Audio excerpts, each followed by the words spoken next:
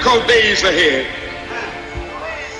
But it really doesn't matter with me now because I've been to the mountaintop. I don't mind. Like anybody, I would like to live a long life. Longevity has its place. But I'm not concerned about that now. I just want to do God's will. And He's allowed me to go up to the mountain. And I've looked over and I've seen the promised land. I may not get there with you, but I want you to know tonight that we as a people will get to the promised land.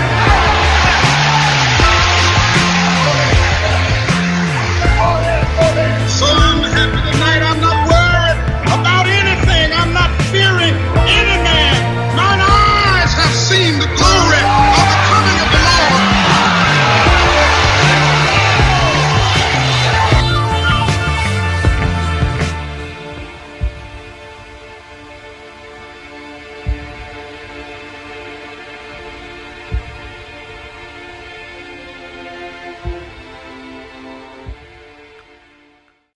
Enlazar esto con nuestros sueños, que pueden ser nuestra tierra prometida. ¿Qué es lo que usted está soñando?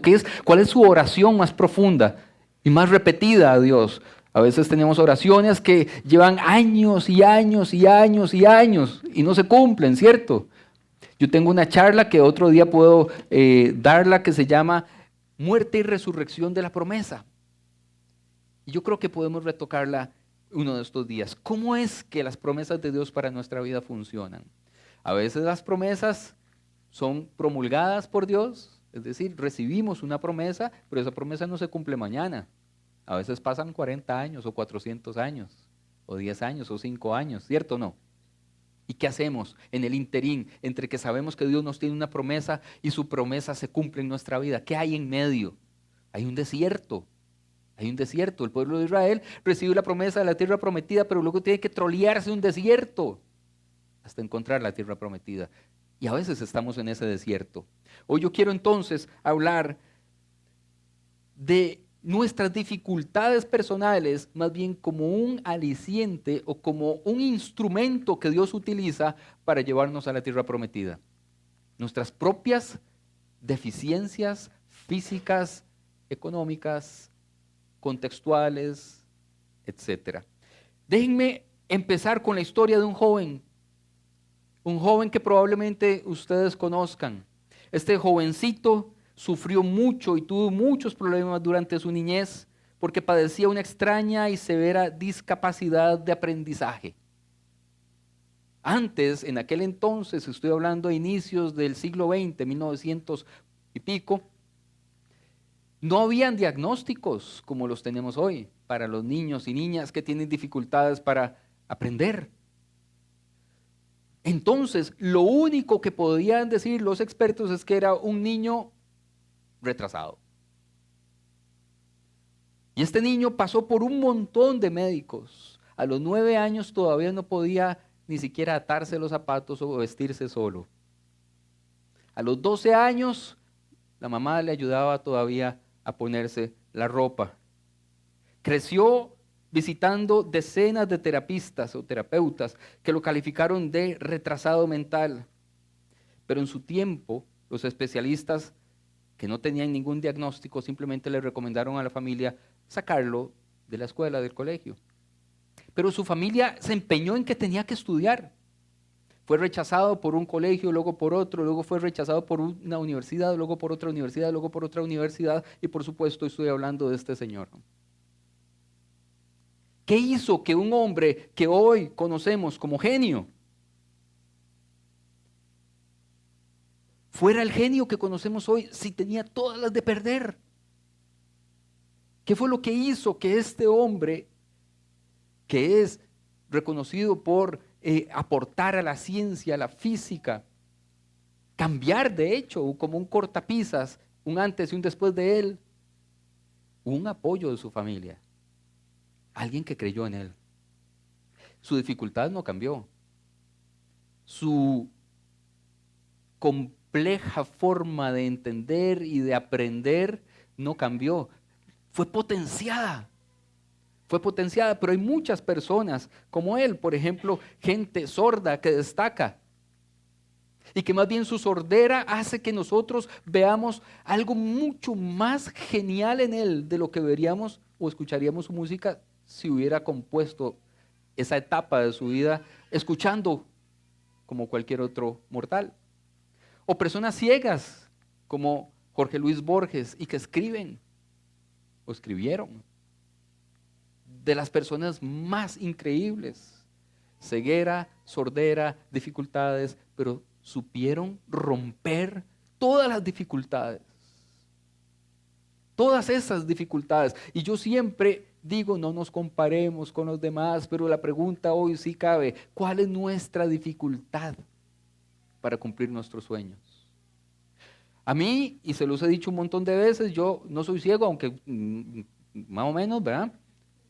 Ya tengo que pedirle, tengo mucha presbicia en este momento, tengo que cambiar de lentes, pero tengo que pedir a mis hijos que me lean ciertas cosas ya, sobre todo los precios, ¿verdad? Cuando vamos de compras, sí, papi, léeme el precio, ¿verdad? Con eso, y eso es que los pone muy chiquiticos. Pero una profesora de español me dijo, mae, bueno, no me dijo mae, me devuelve un ensayo y me dice, nunca te dediques a las letras. Y me puso un 0 en rojo así y esa leyenda. No te da ni para escribir bien tu nombre, apenas te da para escribir la fecha. Me acuerdo. Muy estimulante. Y yo creo que la rebeldía es importante en la vida. Y sí, algo de razón tenía ella. No escribía bien. No me interesaba escribir bien. Escribía y nadie me entendía. Yo soy zurdo. Hoy voy a hablar de la surdez mucho. No de la sordez, sino de la surdez. Y todo estaba diseñado para aprender con la derecha. Y por supuesto yo escribía con la izquierda y escribía y sigo escribiendo. A quienes les he firmado un libro, me disculpo. No es hebreo, es español. No puedo escribir bien con la mano, no puedo. Yo tomo notas y después digo, Señor, ayúdame a entender. Porque no puedo. Pero soy escritor. Bueno, muchas gracias. Alguien que no puede hablar completamente bien también me sorprende a mí. Que no podía expresarse. Y sin embargo, casi una historia paralela con la de Einstein nos sorprende en la física. ¿Qué pasa con estas personas? ¿Qué es lo que se le viene a la mente a ustedes cuando escucha la palabra discapacidad? Uno la asocia con no puede. Tiene una discapacidad en tal cosa, entonces no puede tal cosa. Tiene una discapacidad motora, entonces no puede tal cosa. Tiene una discapacidad auditiva, entonces no puede escuchar bien. Tiene una discapacidad visual, entonces, ¿verdad? No puede. La frase asociada a discapacidad siempre es ¿qué no puede hacer? Y por supuesto, entonces nosotros creemos cuando vemos a alguien, digamos, con alguna discapacidad en la calle, aunque no lo conozcamos, ¿cuál es nuestra reacción inmediata? Voy a ayudarle a cruzar la calle, voy a ayudarle a hacer esto, voy a ayudarle. Y nos dicen, no, si yo puedo. ¿Les ha pasado? Yo puedo hacerlo. Porque creemos que no pueden. Lo que tenemos que hacer es que el ambiente en el cual nos movemos sea para todos y pensado para todos y todas, pero ellos pueden. Ellos y ellas pueden.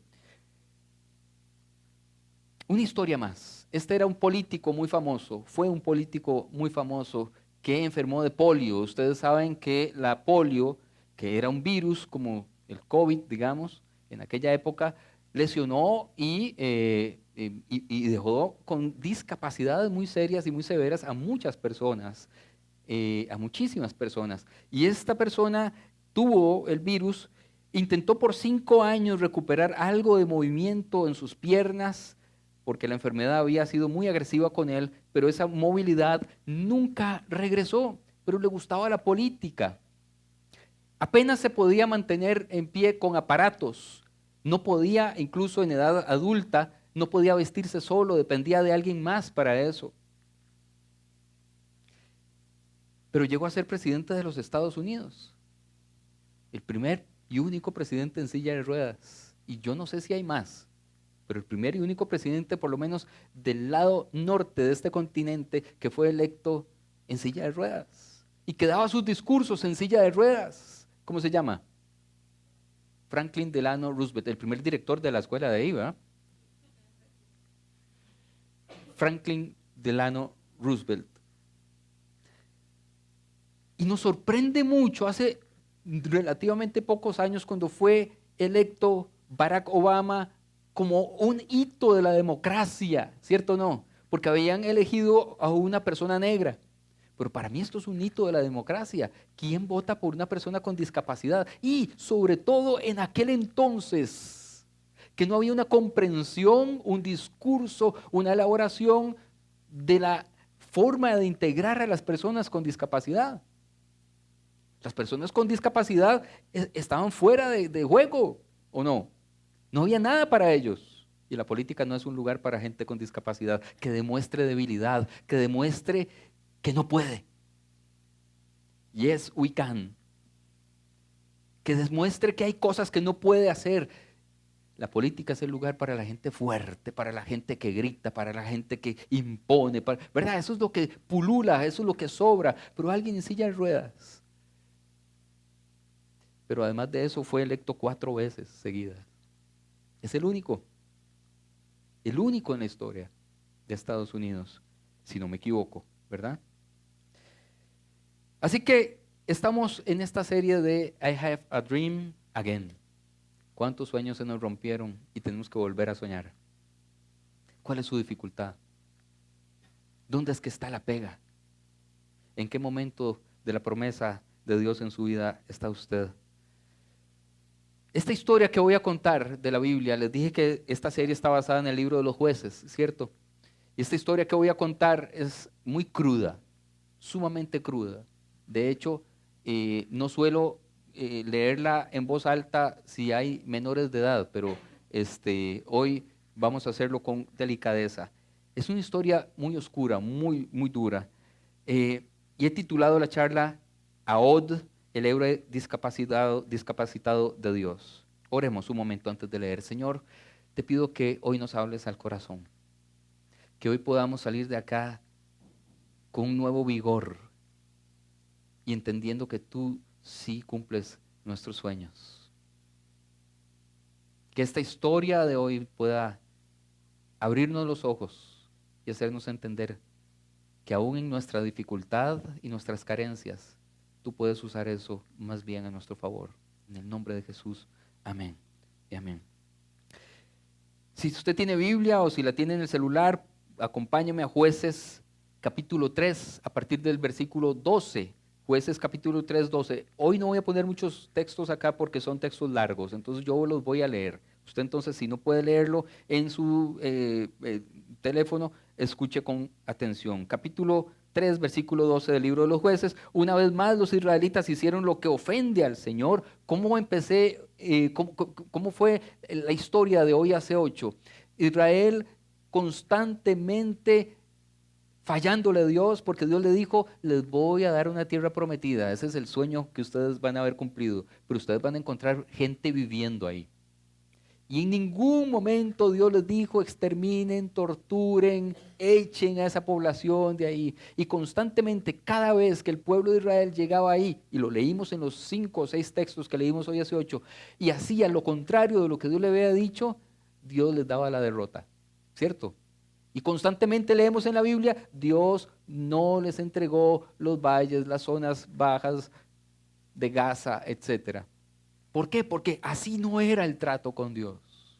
Así no era el trato con Dios. Y una vez más los israelitas hicieron lo que ofende al Señor y por causa del mal que hicieron, el Señor le dio poder sobre ellos a Eglón, rey de Moab. Aquí el contexto más arriba es que ellos intentaron exterminar Moab. Entonces los moabitas ganaron. Dios, dice el texto, les dio la victoria a los de Moab. Luego de aliarse con los amonitas y los amalecitas, Eglón fue y atacó a Israel y se apoderó de la ciudad de las palmeras. Los israelitas estuvieron sometidos a Eglón, rey de Moab, durante 18 años. Los israelitas, versículo 15, volvieron a clamar al Señor y el Señor les levantó un libertador. Volvieron a clamar al Señor. Ahorita vamos a ver el ciclo que nosotros vivimos y que en este texto nos expone claramente. El ciclo de error, fallo, caemos, suplicamos, Dios nos vuelve a levantar, volvemos a caer, volvemos a suplicar, Dios nos vuelve a levantar. Y dice que entonces clamaron, volvieron a clamar al Señor y el Señor les levantó un libertador llamado Ahod, hijo de Gerá, de la tribu de Benjamín, quien era zurdo. Ojo, qué detalle más extraño. ¿Para qué al escritor bíblico le interesa decir que era zurdo? Hasta el final yo voy a responder esta pregunta, pero quiero que me sigan. Hoy hay mucho texto. Por medio de él los israelitas enviaron tributo a Eglón, rey de Moab. Ahod se había hecho un puñal de doble filo como de 30 centímetros de largo, el cual sujetó a su muslo derecho por debajo de la ropa. Muslo derecho. Hombre zurdo, vayan ustedes imaginándose esto. Aquí tenía el cuchillo y su mano ágil de la zurda, ¿de acuerdo? Le presentó el tributo a Eglón, rey de Moab, que era muy gordo. Subrayo eso, no por discriminación. Aquí lo está diciendo el texto y por alguna razón está diciendo que uno era zurdo y el otro era muy gordo. Era como los dos defectos, ¿verdad? Como que estaban intentando decirlo así. Vamos a ver por dónde voy, que era muy gordo. Cuando Ahod terminó de plantearle o darle el tributo, se fue a despedir a los hombres que habían transportado el tributo, pero luego se regresó desde las canteras que estaban cerca de Gilgal y dijo: Majestad, tengo un mensaje secreto para usted. Silencio, dijo el rey. A todos sus servidores, y todos sus servidores se retiraron de su presencia y los dejaron solos. Entonces Ahod se acercó al rey, que estaba sentado solo en la habitación del piso superior del palacio de verano, y le dijo: tengo un mensaje de Dios para usted. Cuando el rey se levantó de su trono, Ahod extendió la mano izquierda, sacó el puñal de la pierna derecha y se lo clavó al rey. Dice, la empuñadura se hundió tras la hoja. O sea, era tan gordo que metió el cuchillo y metió hasta la empuñadura. Y no salió atrás. Eso es lo que dice aquí. Además, Ahod no lo sacó el puñal, ya que este quedó totalmente cubierto por la gordura. Era bien gordo. Luego de cerrar y atrancar las puertas de la habitación del piso superior, Ahod salió por la ventana. Cuando ya Ahod se había ido, llegaron los siervos del rey y lo encontraron sin vida. Y así fueron liberados los israelitas. Un zurdo y un gordo. ¿Qué tiene que ver esto con lo que nosotros estamos intentando aprender hoy? La primera vez que yo leí esta historia, que es una historia que parecería como de Juego de Tronos o algo así, ¿verdad? Parece ¿verdad? Se puede llevar a la pantalla y sería maravillosa, pero la primera vez que leí esta historia, siendo aún realmente un adolescente, yo me dije, qué historia tan increíble, es decir, esta es una fabulosa historia para niños. No, mentira. Es de terror. O sea, imagínense el cuadro, o sea, está el rey, se levanta, se le acerca porque le van a decir un secreto importantísimo. Este hombre saca el cuchillo y se lo clava hasta la empuñadura, mete hasta el brazo y deja el cuchillo adentro y saca el brazo. Y ahí cae el rey.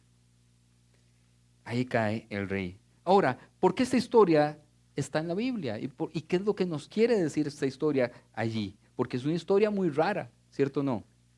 Es una historia que avala el asesinato y que avala la violencia y todo eso. Luego podemos hablar de eso. Pero antes déjenme mostrarles algo, antes de ir respondiendo eso. Siempre nos han dicho que el Corán enseña a sus seguidores a ser violentos y a matar a los infieles, ¿cierto o no? Éxodo 22:20 dice, usted tiene que matar y destruir a todos los que adoran a otros dioses. Pero el Corán 68 dice, ¿qué dice? ¿Alguien lo puede leer? Usted tiene que ser, ¿qué? Justo, no sé cómo actuar, ¿verdad? Frente a aquellos que adoran otros dioses. El Corán a veces es un poco más benevolente que la Biblia misma. La Biblia es muy violenta y tenemos textos de la Biblia súper violentos, pero siempre creemos que los peores son los otros, ¿cierto o no? Que los musulmanes son terribles. El Corán viene del mismo texto, de los mismos textos del Antiguo Testamento. Bien, Israel entonces tiene un ciclo de 5 partes que nosotros vivimos antes de cumplir nuestros sueños. Son estos: separación de Dios, luego sujeción a Dios, luego súplica a Dios y luego Dios salva. Son 4 puntos más bien. Pero es que se repite, una vez que Dios nos salva del tortón que nos metimos, entonces nosotros nos separamos de Él otra vez y decimos, bueno, ya todo está en orden, pura vida, muchas gracias Dios, si te vi no me acuerdo. Y empezamos a enfriarnos en nuestra relación con Dios, pero luego de eso pecamos. Empezamos a sufrir y entonces volvemos a los pies de Dios y nos sujetamos a los pies de Dios y empezamos entonces a suplicarle como Israel otra vez, a suplicarle y suplicarle, Señor, sálvame de esta. Te prometo que voy a ser misionero. Te prometo que voy a predicar. Te prometo que voy a diezmarte. Pero ahí vienen todas las promesas. Súplica. Dios responde con salvación. Y yo tengo 45 años y creo que le he dado 45 vueltas a estas rondas en mi vida. Vuelvo a empezar. Así era Israel. Así era Israel. Separación, sujeción, súplica y salvación. Israel se separa, Israel se sujeta a Dios, Israel suplica, Dios salva a Israel. Israel vuelve a separarse y hace lo que Dios no le pidió, peca otra vez y otra vez viene y suplica y Dios otra vez salva. ¿Cuántas veces salvó Dios a Israel? Todas. ¿Pero cuántas veces Dios puede salvarlo a usted? Todas. Todas. Lo intenté con, esas eran las 4 S's. Separación, sujeción, súplica y salvación. Lo intenté con otra, con la R, pero no me salía. Entonces, bueno, pero igual se los pongo porque me gusta más. Rebelión, retribución, arrepentimiento y rescate. Estos son los 4 puntos. Rebelión y arrepentimiento se podría resumir en eso, ¿verdad? Nosotros nos rebelamos y luego nos arrepentimos. Nos rebelamos y nos arrepentimos. Nos rebelamos y nos arrepentimos. Toda la vida en eso. Toda la vida en eso. ¿Cuántos de nosotros tenemos este tipo de relación con Dios? Es una relación un poco enferma, ¿cierto o no? Es una relación disfuncional. Vean, si yo escucho parejas donde se les repite exactamente el mismo proceso de pareja, uno de los dos falla, luego viene vamos a hacerlo con esta. Uno de los dos falla, luego viene y pide perdón y suplica, luego lo perdonan y ¿qué pasa después? 3 años después, 2 años después, otra vez viene y falla y constantemente. Y así somos. Así somos con nuestros propios errores. Nosotros repetimos. Como cuando, y ya ustedes saben, eso es lo que acabo de decir, están en el cuarto con su pareja y empiezan una discusión que ya saben cómo va a ser la dinámica. No levanten la mano los que tienen aquí su pareja. Pero ustedes saben y yo sabemos, y ahora estábamos hablando más temprano en el café, cómo se repite eso. Nos metemos al cuarto donde sea que nosotros discutamos seriamente las cosas y sabemos cómo somos en esa discusión. Se va a repetir. Se va a repetir. Son ciclos, una y otra vez, como un ritual que no cambia en nuestras relaciones. Excusas, acusaciones, excusas estúpidas, acusaciones infundadas. Usted presenta un argumento y ella responde con su contraargumento sobre las finanzas familiares, sobre los familiares del otro, de la otra, sobre los hijos, sobre el sexo, sobre cualquier cosa. Y repetimos exactamente esta misma dinámica. No importa el tema de la discusión, ustedes básicamente y yo repetimos el mismo patrón una y otra vez y lo hacemos con nuestros hijos también y lo hacemos con nuestros amigos también y lo hacemos en el trabajo también y de repente estamos siempre en este momento de decir, digo otra vez, mandé el correo desde el hígado, respondí, qué necio, siempre me pasa lo mismo, ¿o no? No cambiamos. ¿Y cómo salimos de este círculo? ¿Cómo salimos de este círculo? Bueno, la Biblia describe la vida cristiana como un caminar, ¿cierto? ¿Y cómo es que funciona caminar? ¿Qué se requiere para caminar? Dicho una cosa que no estaba aquí. Hace muchas charlas yo les dije y les hice una pregunta que no les respondí. Les dije, algún día se las voy a responder. Les dije, ¿para qué sirven las nalgas? ¿Se acuerdan de esa pregunta? ¿Quién se acuerda? No, nadie. Es una pregunta importantísima. Muy importante. ¿Para qué sirven las nalgas? Para sentarse. Usted no se sienta con las nalgas. Siéntase. ¿Qué es lo que está sintiendo ahora mismo? ¿Las nalgas o un huesito que pega ahí en la silla? Sobre todo algunos. No quiero volver a ver a nadie. Pero por más nalgón o nalgona que sea usted, cuando se sienta, la nalga no pega en la silla. Lo que pega es el hueso, ¿cierto o no? ¿Sí o no? Sí, ¿verdad? ¿Para qué sirven las nalgas entonces? ¿Por qué, digamos, los primates no tienen nalgas? Esto es increíble, voy a predicar hoy de esto. No, mentira. ¿Por qué los monos, los primates no tienen nalgas? ¿Por qué? Porque no caminan erguidos. Las nalgas sirven para caminar erguidos. Es el músculo que nos mantiene erguidos acá, ¿verdad? Entonces, el caminar cristiano se describe en la Biblia como eso. De hecho, en el Nuevo Testamento les llaman los del camino. ¿Y qué necesitamos para caminar? ¿Alguien sabe? Aparte de las nalgas. ¿Qué se ocupa? Piernas, pero hay gente que tiene piernas y no camina. ¿Qué se ocupa? ¿Qué se necesita? Hay un movimiento. Pie izquierdo, pie derecho. Pie izquierdo, pie derecho. Pie izquierdo, pie derecho. La única forma de salir adelante es pie izquierdo, pie derecho. Pie izquierdo, pie derecho. ¿Qué quiero decir con esto? Yo no conozco a nadie que salga de las drogas diciéndolo ir dejando poquito a poquito. Yo no conozco a nadie que cambie su carácter diciendo voy a ser menos regañón poquito a poquito. Yo no conozco a nadie que deja sus malas costumbres diciendo hoy voy a ser un poquito menos agresor.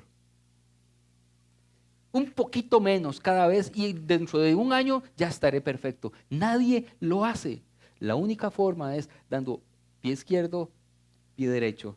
Pie izquierdo, voy a ayuda, pido ayuda, voy a un terapeuta. Pie derecho, hago caso al terapeuta. Pie izquierdo, le pregunto al pastor. Pie derecho, le hago caso al pastor. Pie izquierdo, busco ayuda de los expertos. Pie derecho, hago lo que me aconsejan. Pie izquierdo, y así voy caminando, voy caminando, voy caminando. Y esas son las decisiones que tenemos que tomar.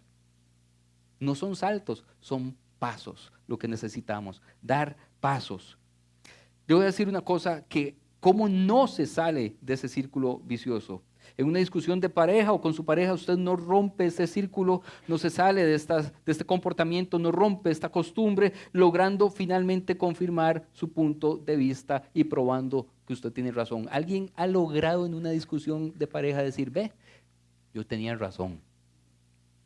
Y sale ileso, después de decir esa frasecilla, te lo dije. Aquí está. Nadie, nunca, en ninguna discusión usted llega al punto en que la otra persona dice, wow, qué argumento, man. Me convenciste. Nunca, nunca. 7,800 veces discutiendo y nunca. ¿Usted qué le hace pensar que en la vez 7,881 su esposa le va a decir, ahora sí, tenés toda la razón? Eso no va a pasar. No va a pasar. Tenemos que cambiar la forma porque repetimos este patrón. Pie izquierdo, pie derecho. Pie izquierdo, usted se va a un consejero de pareja. Pie derecho, usted hace la tarea del consejero que le aconseja, obviamente. Pie derecho, usted va de nuevo al consejero porque una vez no funciona completamente. Pie izquierdo, pone en práctica lo que le enseñan. Hace muchos años hicimos un curso que se llamaba Celebrando la Recuperación, que tenía que ver con adicciones. Hace como 10 años hicimos ese curso. Pie izquierdo, usted va y se matricula en el curso. Pie derecho, asiste al curso. Pie izquierdo, escucha el curso. Pie derecho, aplica el curso. Pie izquierdo, tiene un padrino. Pie derecho, se reúne con el padrino. Pasos, pasos, pasos, pasos. Si nosotros no hacemos pie izquierdo y pie derecho, nos vamos a frustrar y siempre vamos a repetir esto. Bien. Esta persona tiene una frase que me gusta mucho, se llama Dorothy Sawyers, que era una gran amiga de C.S. Lewis, dijo lo siguiente. Dice, podemos decir que el cristianismo es relajante o podemos decir que es devastador, pero si decimos que es aburrido, las palabras pierden todo sentido. Lo que está diciendo es, una vez que usted entra a la vida cristiana, usted puede encontrar que el cristianismo le da paz, que Dios le da paz, pero también va a encontrar que Dios mismo le va a poner en una tensión constantemente, retos que usted no entiende y va a utilizar sus dificultades. De hecho, es experto en utilizar nuestras deficiencias y nuestras dificultades para sacarnos adelante, que es lo que hoy quiero demostrar. Esas formas en las que nosotros vivimos y que nosotros sabemos que están mal, también Dios puede utilizar todo ese dolor y todas esas rupturas, esas cicatrices para sacarnos adelante y darnos el futuro que sí esperamos. Podemos decir que el cristianismo es relajante o podemos decir que es devastador, pero si decimos que es aburrido, dice ella, entonces realmente no hemos conocido al Dios que utiliza todas nuestras fallas para sacarnos adelante.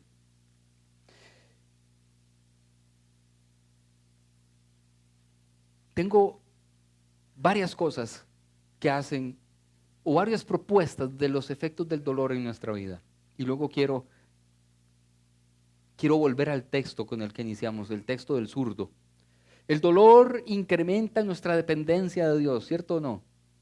No es que yo esté diciendo, uy, qué bien, bienvenido sea el dolor. Como hace muchos años me tocó ir a predicar a El Salvador a un grupo de jóvenes muy grande, habían, no sé, 1,500 jóvenes, y cuando terminé de hablar, había utilizado un texto de la Biblia, del Evangelio, que dice, bienaventurados los que lloran.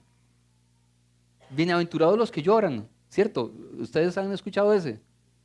Al final de la charla se me acerca una muchacha de 16 años y me dice, pastor, no entiendo eso. Vea, yo hoy me metí a esta iglesia porque vi mucha gente, pero vengo escapada de mi orfanato, donde estoy ahí hace 4 años, porque vi a mi tío matar a mi mamá y meterla en el cajón del carro para irla a desaparecer. El día que la mató, a mi hermanito menor y a mí, nos llevaron a diferentes orfanatos. No nos permitieron ir al funeral de mami. Y hoy me escapé. Quiero encontrar a mi hermano. ¿Cómo usted me puede decir, bienaventurado, porque he llorado tanto? Y a mí la Biblia se me cayó al piso. El dolor es algo absolutamente serio. Serio. Y no podemos romantizar el dolor de ninguna manera. Ni desde la predicación, ni desde la filosofía, ni desde la psicología. El dolor es devastador. Pero tiene algunas cosas que Dios utiliza. Dios no nos envía el dolor. C.S. Lewis dice, en una frase que yo refuto, dice algo así como, vamos a ver cómo era la frase de C.S. Lewis, dice, el dolor es el megáfono de Dios para despertar a un mundo sordo. Dios nos susurra con el placer, pero nos grita con el dolor. Eso dice C.S. Lewis. Yo no estoy de acuerdo con que Dios nos mande el dolor para que nosotros le podamos escuchar. Dios nos habla a través del dolor.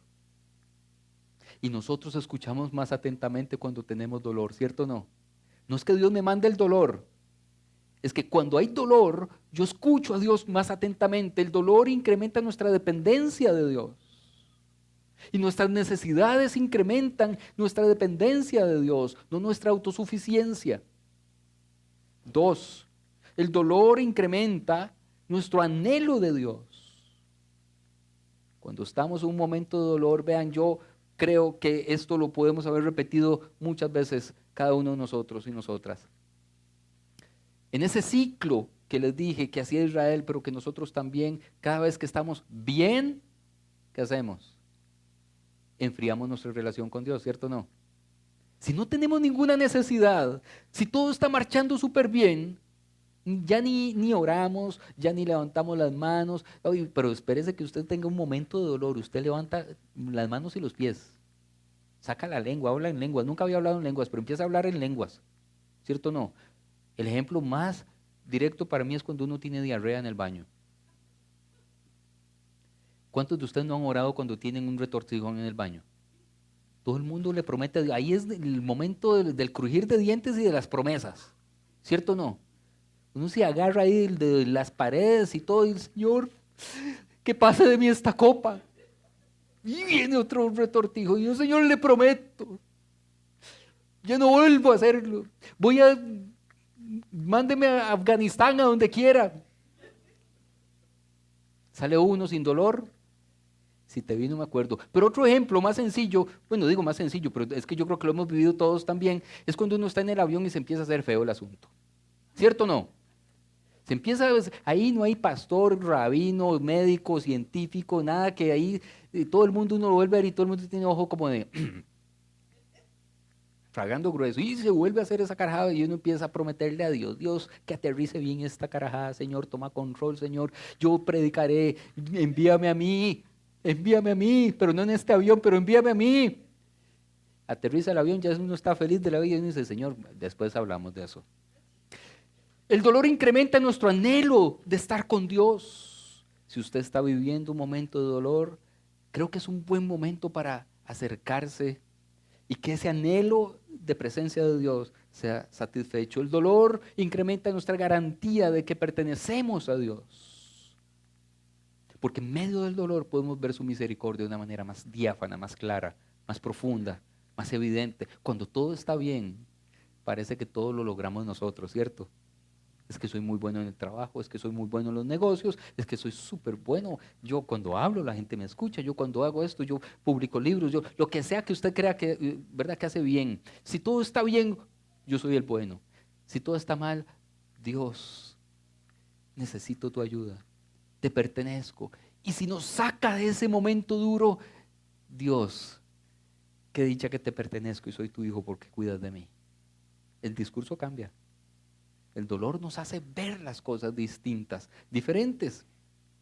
La esposa de Job le dice que niegue a Dios y se quite la vida. Job le dice que seguirá poniendo su esperanza en Dios. Y siempre tenemos algún consejero malo alrededor cuando las cosas están duras, ¿cierto o no? Vean, esto es un consejo que yo quiero darles y que siempre doy. Cuando estemos en momentos de desierto terribles, no contemos nuestro dolor a cualquier persona. Hay gente experta en terminar de matar lo poco que queda vivo en nosotros. ¿Han visto eso? Hay gente que realmente representa literalmente lo que hace la tierra, la arena del desierto. Uno llora y caen las lágrimas y lo absorbe y vuelve a resecarlo todo. Pero hay otro tipo de personas que cuando mis lágrimas, nuestras lágrimas caen, florecen. Busquemos personas que no se aprovechen de nuestro dolor, sino que hagan florecer en nosotros algo cuando nosotros estamos en medio del dolor. El dolor nos hace comprender que pertenecemos a Él, incluso aunque Él nos mate. Eso es lo que vemos en la Biblia.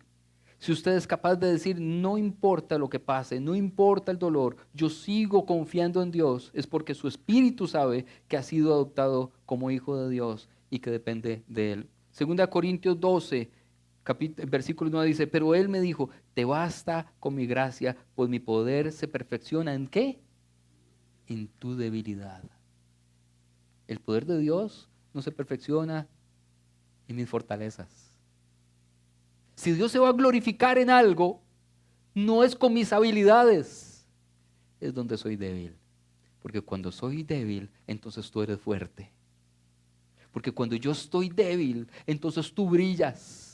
Pero cuando yo creo estar fuerte, te opaco. Mis debilidades son el terreno fértil para el milagro de Dios en mi vida. Tiene carencias, le falta trabajo, tiene deudas, tiene enfermedades. Ese es terreno fértil para ver un milagro de Dios. Pero cuando todo está bien, ¿qué milagro va a hacer Dios? ¿Qué necesita usted? ¿Qué necesitamos? cuando necesitamos su gracia. Su gracia no la necesitamos cuando tenemos todo en orden. Su gracia la necesitamos cuando algo se está rompiendo en nuestra vida, cuando hemos metido la pata, ¿cierto o no? Pero su gracia se perfecciona en nuestras debilidades. Y el texto nos está hablando cuando yo me da sueño más temprano. Mis debilidades son mis metidas de pata. Mis metidas de pata. Dios tiene la última palabra en mi debilidad terrible. Hablemos de otras debilidades, del cáncer, por ejemplo. Dios tiene la última palabra en la debilidad física, de la salud. Dios tiene la última palabra después de nuestro fracaso. Dios tiene la última palabra después del dolor, de la pérdida. Espérese, su película en la vida no ha terminado. Si usted se siente fracasado hoy, si usted se siente derrotado hoy, si siente que ya no puede soñar y no tiene ánimo de soñar, suave, la película no ha terminado. No se adelante, Dios tiene la última palabra. Y para los hijos de Dios, la última palabra nunca es el resultado del pecado, sino la salvación. La sentencia se va, se borra, se limpia. Vean este texto. Y con esto casi voy terminando. Es el mismo con el que empezamos, pero ahora sí le voy a dar sentido a esto de la surdez. Una vez más los israelitas hicieron lo que ofende al Señor y por causa del mal que hicieron el Señor le dio poder sobre ellos a Eglón, rey de Moab. Luego de aliarse con los amonitas y los amalecitas, Eglón fue y atacó a Israel y se apoderó de la ciudad de las palmeras. Los israelitas estuvieron sometidos a Eglón durante 18 años. Los israelitas volvieron a clamar al Señor, ¿verdad? El ciclo de fallarle al Señor, luego arrepentirnos, luego clamar al Señor y Dios nos envía un Salvador. El Señor les levantó un libertador, a Od, hijo de Gerá, de la tribu de Benjamín, quien era zurdo. Y yo siempre había leído esta última frase, ok, era zurdo, genial, qué bueno, porque si lo pensamos en términos como en ping pong o en tenis, los zurdos tienen ciertas ventajas porque todo el mundo está muy acostumbrado a los diestros, ¿cierto? No. Entonces los golpes vienen de lugares inesperados. Y por supuesto el rey no se esperaba que con la zurda le viniera una estocada, estaba viendo su mano derecha. Pero fui al hebreo del texto bíblico. Por primera vez, este texto nunca lo había analizado desde el hebreo y descubrí algo maravilloso. El texto no dice que era zurdo y yo que creí que era de los míos. Dice lo siguiente, véanlo, está aquí. Dice que era un hombre que tenía la mano derecha restringida o dañada. En realidad era un discapacitado de su mano derecha. Su fortaleza no era su mano izquierda porque era zurdo de naturaleza. Es que él era un discapacitado de toda su parte derecha. Y no podía hacer nada con la derecha. Y por supuesto, a ningún rey se le ocurriría que lo va a matar, porque todo el mundo es derecho, ¿cierto o no? Que lo va a matar alguien. Nadie con la mano derecha puede empuñar una espada. Nadie con la mano derecha lisiada o la mano derecha con dificultades va a representar una amenaza para un rey, porque todos mataban con la derecha. Y Dios aprovecha la debilidad de este hombre. Y es algo incluso más interesante porque de la tribu de ¿qué? Benjamín. Benjamín significa en hebreo, hijo de mi mano derecha. Y la mano derecha en la Biblia siempre representa destreza, fortaleza. De hecho, Benjamín significa hijo de mi mano diestra, de la que es más fuerte, de la que tiene la habilidad, de la que soluciona, de la que salva. Yo extiendo mi mano derecha, dice la Biblia. Pero vea qué cosa más interesante, porque la ironía de esto es que el hijo de la mano derecha tiene su mano derecha lisiada. Y no puede usar su mano derecha, pero Dios utiliza su dificultad, su carencia, su herida, su cicatriz, su no puede para salvar a su pueblo. Utiliza a una persona discapacitada para liberar a su pueblo. ¿Cuál es su dificultad? ¿Cuál es su dificultad? ¿Cuál es su mano derecha débil? Que Dios va a utilizar su debilidad para alcanzar sus sueños. Y yo puedo decir, casi para ir terminando, demasiadas debilidades mías. Yo soy un hombre tímido, absolutamente tímido. Mi tía, ¿dónde está mi tía? ¿Está aquí? ¿O está con los chicos abajo?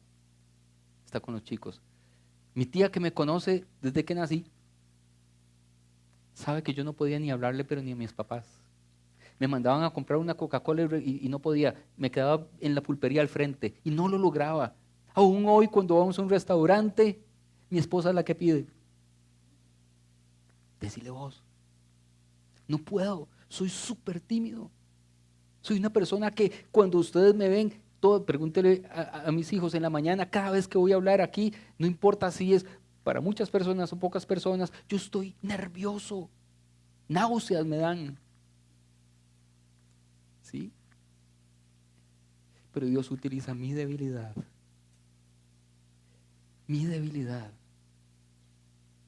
mi carencia más profunda, que es hablar con la gente. Esa no es mi habilidad. Todavía hoy, de verdad, cada vez que yo tengo que atender personas en mi casa, ser anfitrión, yo hago un esfuerzo, no porque no los ame y no porque no me guste, es porque tengo carencias terribles. Cuando conocí a mis suegros, yo sudaba tacacos, ¿verdad? Tacacos. Y además toda la familia, Jacobo, toda la familia de mi esposa, excepto mi esposa, son absolutamente extrovertidísimos, súper extrovertidos. Y el valor supremo de la familia es lograr ser extrovertido y yo llego ahí. Así todo, ¿verdad? Encorvadillo, todo introvertido, yo viendo todo el mundo, entre menos me hablen mejor, entre menos me vean mejor, entre más desapercibido esté mejor. Pero Dios me dice, esa debilidad yo voy a gloriarme, mi gloria se va a ver reflejada en tu debilidad. Ya tengo 16 años de estar predicando prácticamente todos los domingos de mi vida. Tengo muchas debilidades que Dios usa, muchas debilidades. Mi otra debilidad se las conté, yo no puedo escribir bien. No puedo escribir bien. Pero Dios usa mi debilidad y hace libros con eso. Y hace libros que tengo que decirlo aquí en familia y en confianza. Por lo menos uno de esos libros ya casi llega a los 20,000 libros vendidos. Está por llegar a los 20,000. Ese que se ganó Javier. Gente de cualquier parte del mundo. Mi debilidad. Dios se gloria en mi debilidad y cumple mis sueños. La debilidad mía para relacionarme correctamente con mi esposa. Cuando yo llegué al matrimonio, yo tenía unas heridas tan profundas en mi área sexual. No podíamos.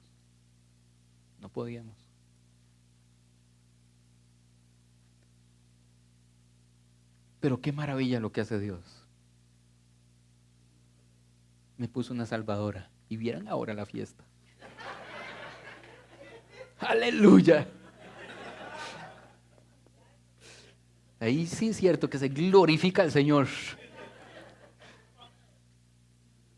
Nuestra debilidad inicial con nuestro hijo Santiago. Para mí, que sentía que mi carrera en todos los sentidos iba disparada. Cuando nace Santi, nuestra vida se detiene durante 5 años. Laura y yo no podíamos ni salir del país, porque el chiquito no se podía sacar ni de la casa. De hecho, cuando salió del hospital, que nos vinieron a visitar los, trabajadores sociales del hospital, nos hicieron un análisis de la casa y había que hacer reformas en la casa porque ese chiquito no podía. Teníamos que entrar al cuarto con las batas de hospital, purificando todo con guantes, con gorro. Nadie podía visitar. Laura estuvo 9 meses sin ver a nadie, metida en la casa. 9 meses, nadie podía entrar ni salir. Parecía una debilidad.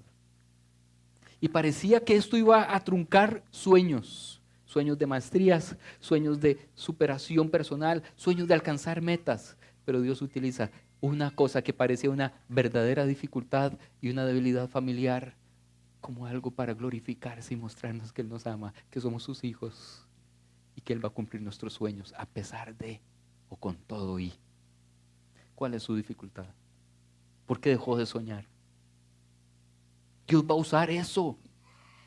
Dios va a usar eso para mostrarle su gracia, para que usted pueda ver que Él es más grande, más poderoso y más amoroso de lo que usted haya imaginado.